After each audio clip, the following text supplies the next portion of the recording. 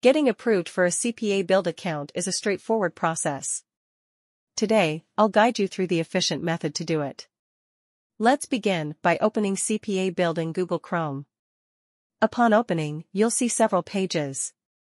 Navigate to the registration page and fill in all the required fields. Start by entering your first and last name. If you're using Gmail, your name may autofill.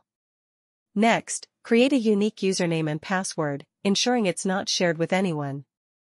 Provide your country, street address, state, city, and postal code.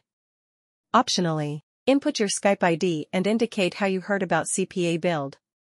If applicable, fill in the current network and website details. Describe your traffic resources briefly. Complete the reCAPTCHA verification and click on Register.